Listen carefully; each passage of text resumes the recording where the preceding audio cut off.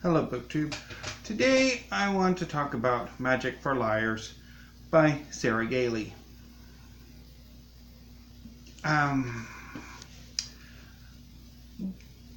This could have been a good novel, or it could have been a great novel, but it is what it is.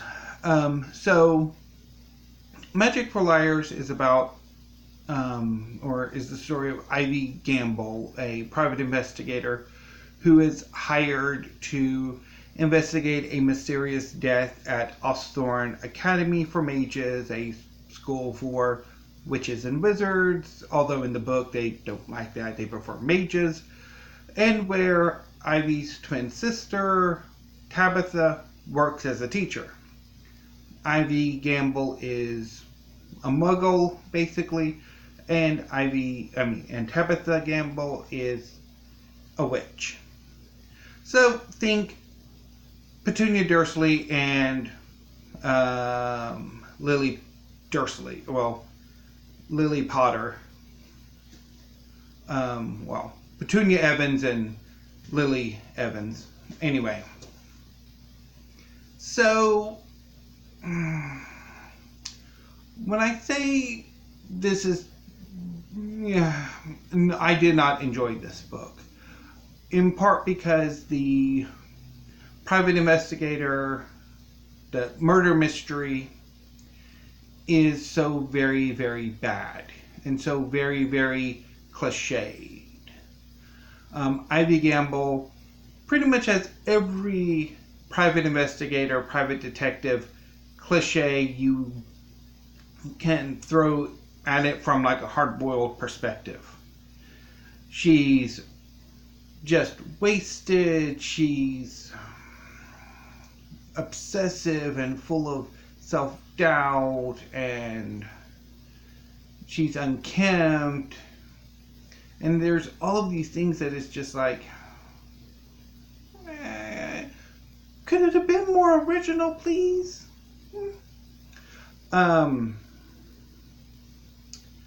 Now, I did say this could have been a good novel. It could have even been a great novel. And there are bits of really interesting and good scenes, plot points, ideas, characterization,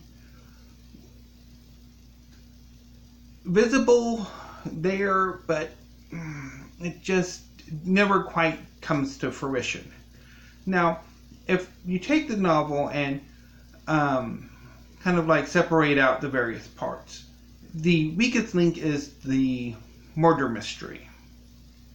The strongest part, I think, is maybe the sister relationship. The Ivy and Tabitha don't have much of a relationship. They haven't had one for decades. They're still dealing with the death of their mother when they were in high school from cancer. Their father basically shut in on himself with his wife's death. The two sisters have an extremely estranged relationship, which seems to be on the mend as the novel progresses, even though by the end of the novel, it's sort of like a reset to status quo, which I'll get to. So this sort of, the relationship between Ivy and Tabitha is very interesting. And I can understand that in the context of what Gailey, I think, wants to do. The private investigator probably is the easiest way for the Muggle sister to come into contact with the magical sister. But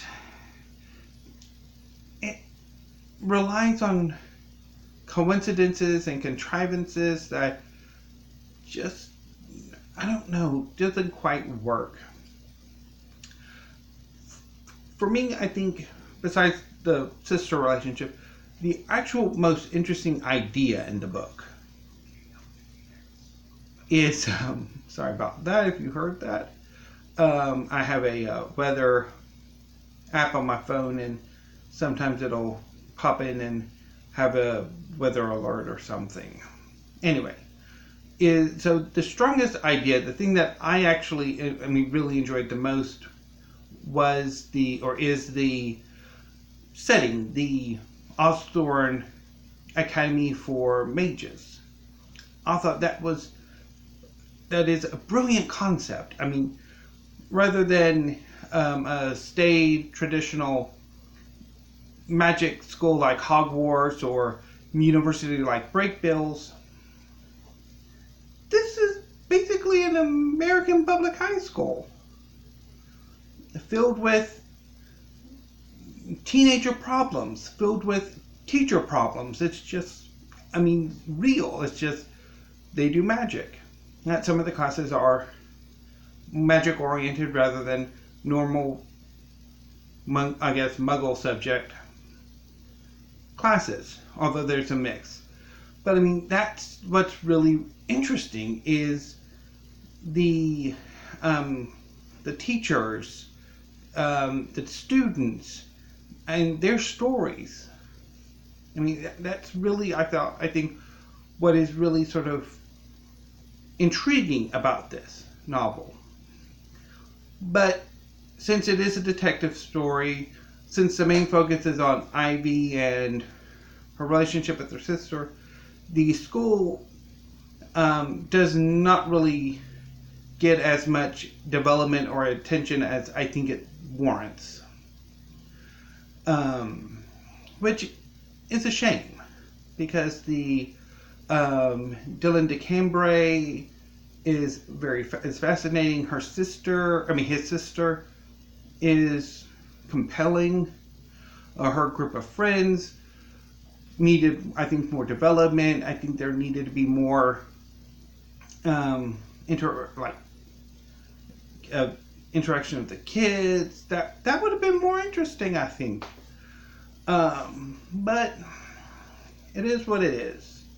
Now, I do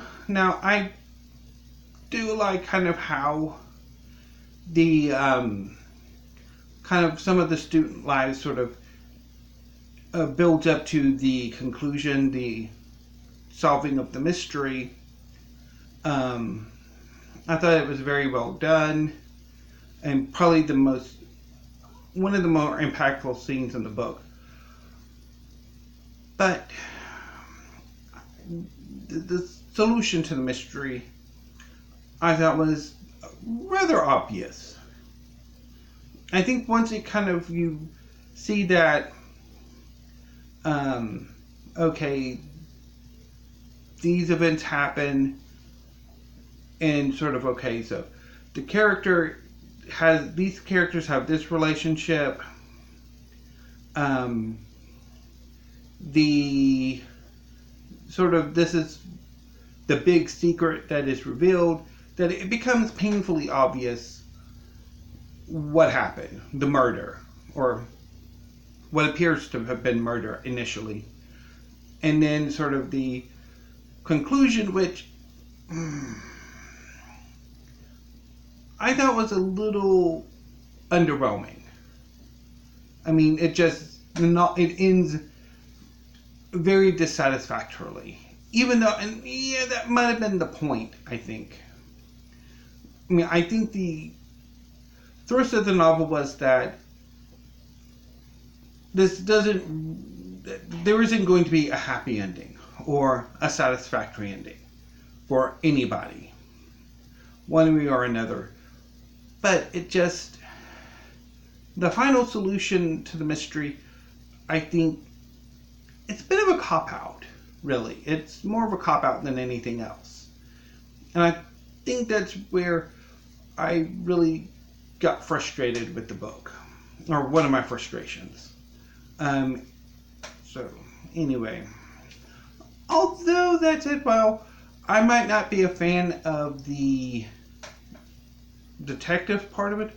The school part I thought was fantastic. And I actually would actually love to see somebody take the sort of high school or college and sort of meld it with a more magic high school or magic college or maybe some other superpower thing.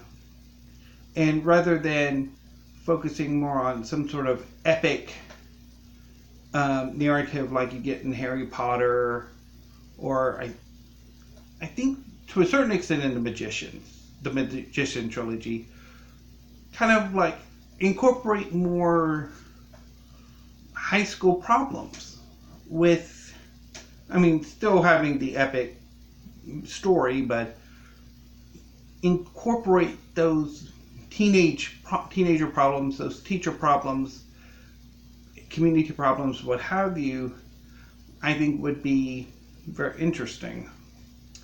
It could be something I might be interested in writing myself at some point, maybe, I don't know. So, sorry about getting a little bit rambly towards the end of this. I'm still working on trying to figure out how I want to do these videos. And I do tend to get a bit rambly and disorganized, so thank you for putting up with me, BookTube. See you next time.